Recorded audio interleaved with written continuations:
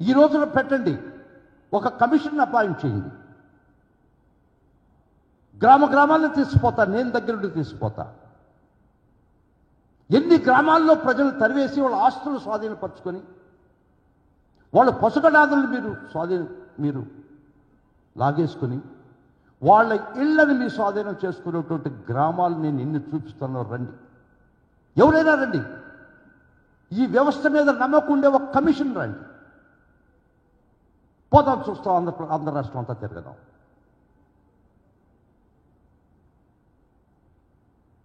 ఈ రాష్ట్ర ప్రభుత్వం ప్రజలు ఎన్నుకున్నది గ్రామాల నుంచి ప్రజలను తరివేయడానిక, రాజ్యహింసను ప్రేరేపించడానిక,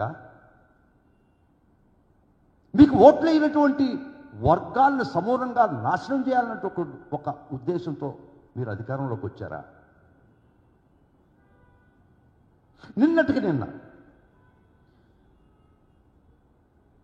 ఒక కేసులో, నేను కేసు పూర్వాపరాలు మాట్లాడటం లేదు, తప్ప రైట్ అని చెప్పటం లేదు, న్యాయమా అన్యాయమా మాట్లాడటం లేదు, కానీ crime number 137 of Gannavaram PS Telugu Desam party office మీద దాడి. అది I'm not getting in to the details, I'm not saying whether it's right are wrong because it is sub జుడిస్.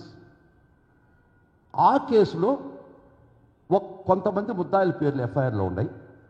తర్వాత వేరే వాళ్ళని యాడ్ చేశారు, ఒక 3 ఏళ్లకి వేరే వాళ్ళని యాడ్ చేశారు యాడింగ్ మెమోతో. అంతవరకు బాగానే ఉంది. దానిలో వల్లభనేని వంశీని కూడా ఒక ముద్దాయిని చేశారు. వారు యాంటిసిపేట్ బెయిల్స్ వేసుకోవడం జరిగింది కొందరు లోయర్ కోర్టులో.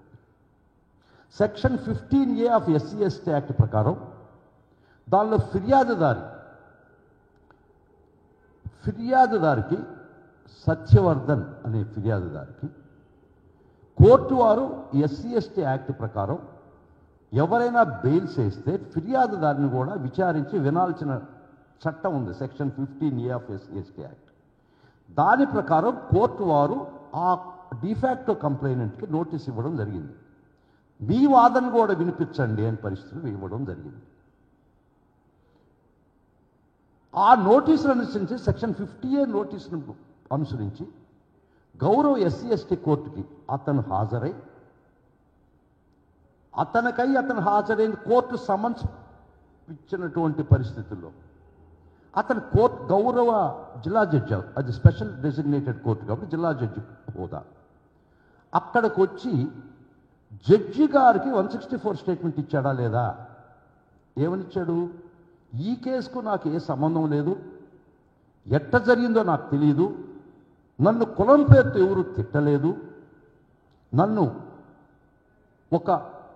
తర్వాత 2 రోజులకు ఒక టైప్డ్ కాపీలో సిగ్నేచర్ చేయమంటే నేను వారి బలవంతంగా చెప్తే చేయడం జరిగింది. గౌరవ కోర్టు వారి ముందర స్టేట్మెంట్ ఇచ్చాడు.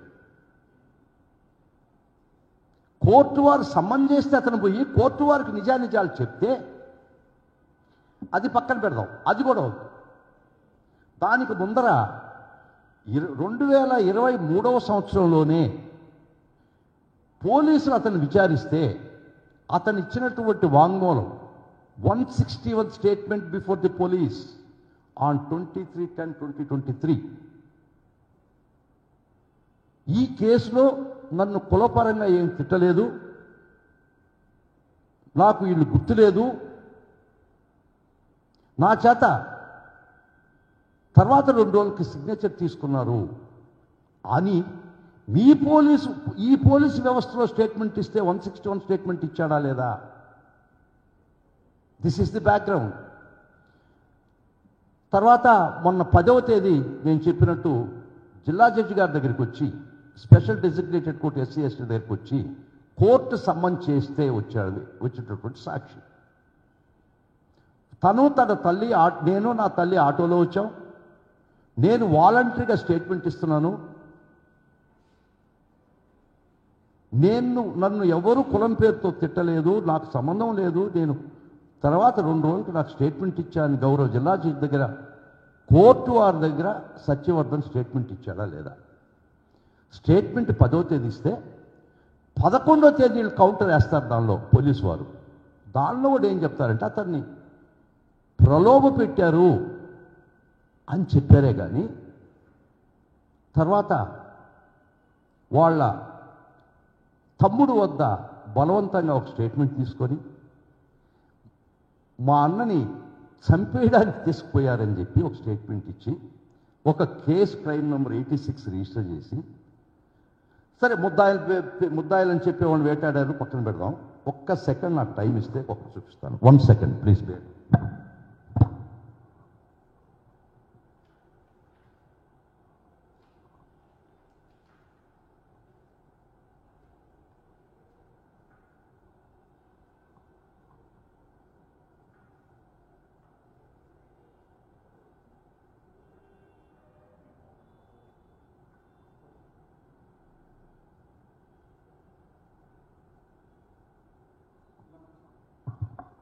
వారి ప్రకారం వాళ్ళ తమ్ముడి చేత ఒక తప్పుడు రిపోర్ట్ ఇప్పించి హింసించి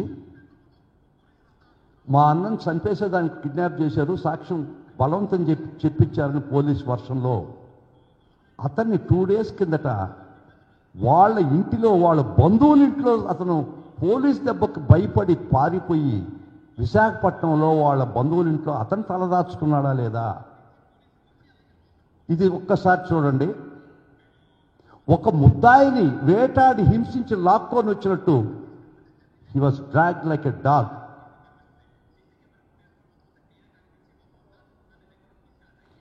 అతను నిజంగా చంపేయాలని,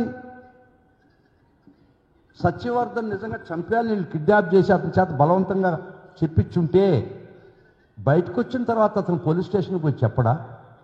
ప్రభుత్వం మీదే కదా, మీరు బలవంతులు కదా, మీరు నిజం చెప్పాడు అతను కోర్టులో అని అక్కడనే పోలీస్ థ్రెట్స్ ఉన్నాయి నాకని చెప్పిన జడ్జి గారి దగ్గర చెప్పినటువంటి పరిస్థితి.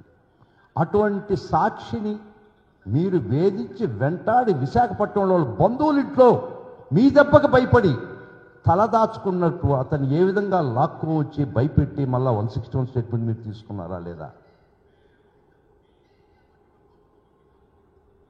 ఈ విధంగా రాజ్యహింస ప్రేరేపిస్తున్నటువంటి ఈ ప్రభుత్వం ప్రజల ప్రాథమిక హక్కులు నిర్దాక్ష్యంగా కాళరాస్తున్నటువంటి ప్రభుత్వం, ప్రతి ఒక్కరికి కాళరాత్రి చూపిస్తున్నటువంటి ఈ ప్రభుత్వం ఈ రాష్ట్రంలో కాన్స్టిట్యూషనల్ బ్రేక్ డౌన్ జరిగిందా లేదా అని మీ ముందర అడుగుతున్నా.